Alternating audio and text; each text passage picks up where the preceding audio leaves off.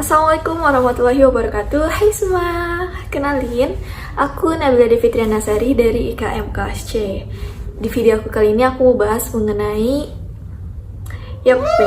problem solving dan metode pengambilan keputusan berbasis sistem dan strategis.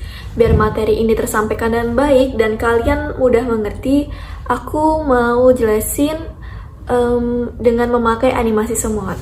Kenapa aku pilih semut? Karena semut adalah hewan berkelompok, bergerak menjalankan tugasnya mengikuti instruksi dari pemimpinnya. Gimana? Kan udah penasaran belum?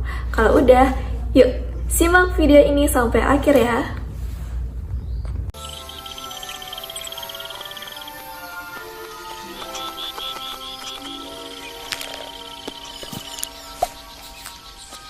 Oke, karena aku mengaitkan KBS ini dengan semut, jadi sebagai seorang pemimpin, tujuan yang akan aku buat adalah memenuhi lumbung makanan dengan batas waktu yang cukup singkat. Untuk memenuhi tujuan itu, tentunya aku harus bisa mengkoordinir seluruh anggota untuk bekerja sama mengumpulkan berbagai bahan makanan. Nah, nantinya akan ada pembagian tugas supaya pekerjaan ini cepat selesai. Tugas yang pertama, ada yang mencari lokasi makanan.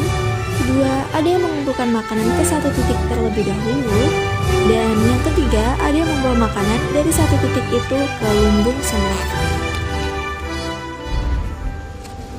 Namun terkadang dalam proses untuk mencapai tujuan itu, rancangan yang telah kita buat sedemikian rupa mengalami masalah di tengah jalan. Where's the line? It just went away. Dude, what do I do? Help! I'll be stuck here forever. Do not panic! Do not panic!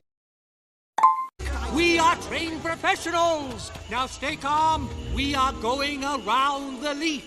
Around the leaf? I don't think we can. Jika hal ini terjadi, kita harus segera menemukan masalah itu dan mengambil keputusan yang paling efektif. That's it. That's it. Good. You're doing great. There you go. There you go. Watch my eyes. Don't look away. And here's the line again. Thank you, Mr. Soil. Good job, everybody. Oh my, there's quite a gap. The poor dear. Winds died down. They'll be here soon. Just be confident, dear. You'll be fine. There's a gap. There's a gap in the line. What are we gonna do? It's okay, Your Highness. Gaps happen. We just lost a few inches, that's all. Oh, right.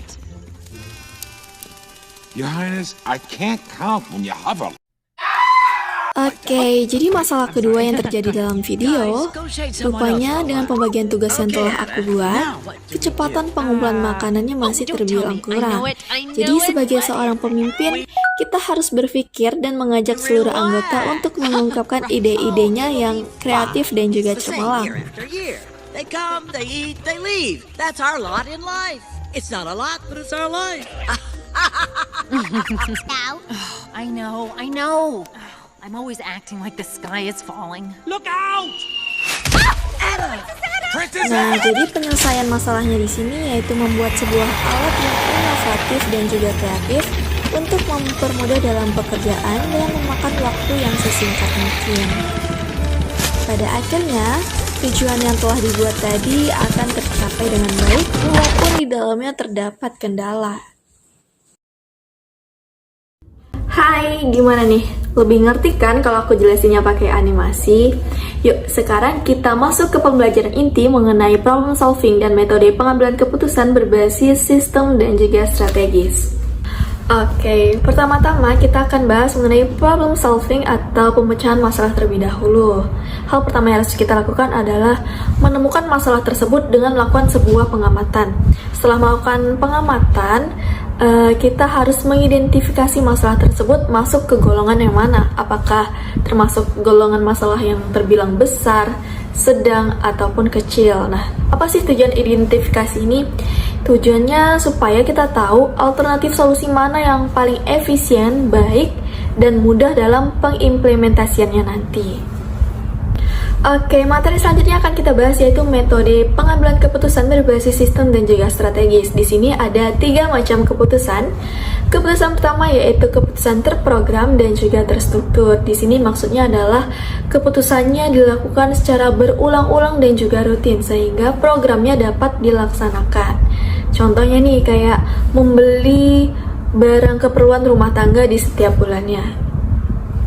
Oke, yang kedua yaitu ada keputusan setengah program. Nah, di sini sebagian kegiatan bisa dilakukan secara berulang-ulang dan rutin. Nah, sebagiannya lagi ini tidak terstruktur. Jadi biasanya butuh analisis dan perhitungan terperinci dalam mengambil sebuah keputusan.